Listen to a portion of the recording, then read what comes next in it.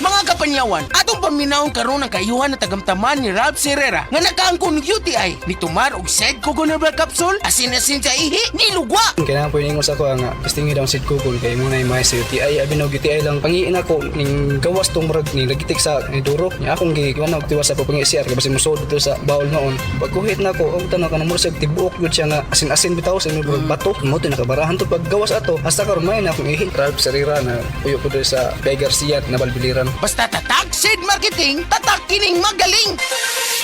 Uy, Lo, may ikaw na ngunay upang umpra karon. Oh, bago lang mang nag-payout sa social pension sa DSWD. Ug dako naman ang among nadawat. Maayo di ay, makatapang kinapagpalit sa inyong tambal, gatas o dugang pagkaon. Salamat kay ni Aumento nagbinuan nga pensyon alang sa mga kabos nga tiguang. Gikan sa 500, nahimo ng 1,000 pesos. Mas nindot na pud karon kay paspas na ug dali ang paghatag sa maong pensyon. Maayo na lang kay nagpakabana dyan ang gobyerno. Oh, asa ba imong paliton, Lo? Tulo ka kilong bugas. Unya, gatas pod.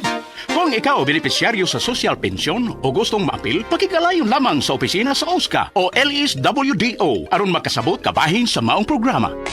Heart disease, pareha sa heart attack o cardiac arrest. Numero 1 nga rason kung aning namatay sa sakit dinhi sa Pilipinas. Mag Life Extension Vitamin D3 na mo. Rekomendado sa ni sa mga medical doctors. Aprobado sa FDA Philippines o FDA USA. Mapalit sa mga butika. Sa Attorney Rufil Fernandez Banyok ni para sa Rexidol Forte. Kining tambala dili lang para sa usa, kundi para sa upat kalain-laing sakit sama sa labad sa ulo, bughat, pamaol o hilanat. Usa ka tableta lang para sa upat kalain-laing sakit. Bisag magdungan-dungan pa na. Busa tumardayon og Rexidol Forte ang diskarte sa mga sakit nga pwedeng bation og dungan. Labad sa ulo punan og bughat, pamaol punan og hilanat. Balhin na sa Rexidol Forte. Paracetamol caffeine is the generic name of Rexidol Forte. If symptoms persist, consult your doctor.